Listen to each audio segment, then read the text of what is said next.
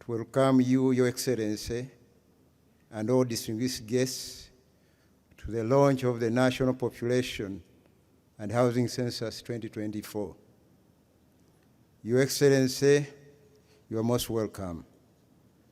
Your Excellency, the census, as already mentioned, is a statistical operation in which all units, because we have been talking about surveys, but in the census we are talking about all units, in fact the whole population of interest are enumerated in accordance with the UBOS Act 1998.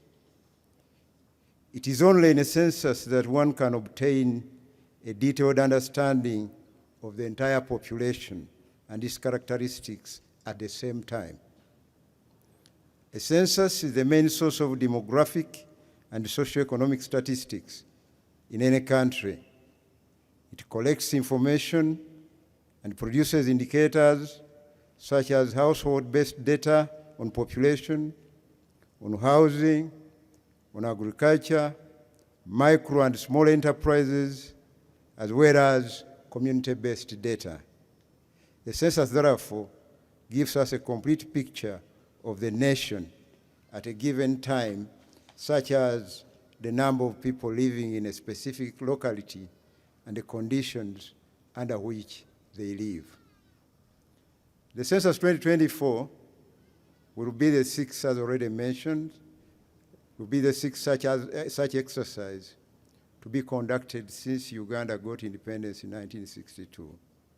In particular, it will be the third to be conducted by UBOS, which was established by an Act of Parliament in 1998, and will be the first paperless census, as has already been mentioned. This, by all standards, not a mean achievement, and we should be patting ourselves on the back because we have been able to consistently derive and use scientific evidence in our policy formulation, planning, and decision-making. The technical preparations for the current massive statistical undertaking have been ongoing for the past 3 years. These included the planning stage, development of the census instruments, census data quality procedures such as the use of digital technology during data collection and processing, the census publicity and advocacy, the use of the global positioning system, the GPS, in census mapping, development of guidelines for recruitment of supervisors and enumerators across the country, design and pre-testing of census instruments, design of operational controls such as the movement of questionnaires to and from the field, and design of data processing procedures. Census data is useful in determining how to appropriately allocate scarce resources. It informs policy formulation, and findings of a census help policymakers to measure how good policy decisions are, how sensible they are, and the duration for which those decisions can be trusted. Statistics are important for planning and budgeting, and in fact we have started the process of preparing National Development Plan 4. How can any government, therefore, address poverty issues without census data? And how can government address issues of unemployment and infrastructure development without data? The answers to these questions will all come from the census. Your Excellency, the tracking of the achievement of the third National Development Plan and Sustainable Development Goals requires statistics, and the most extensive and exquisite process for generating the statistics is through the National Population and Housing Census. The International Labour Organization, ILO, has, for instance, noted that census data on the economic characteristics of the population can be particularly useful to prepare basic tabulations of the population by their labor market situation, whether employed, unemployed, outside the labor force, etc. Or it could be activity status, student, homemaker, etc. Or it could shed light on the labor market situation of small population groups, e.g. foreign-born persons, persons with disabilities, ethnic minorities, etc. Small areas, e.g. unemployment hotspots. Small worker groups like apprentices or detailed industry and occupation groups, not often feasible with other data sources.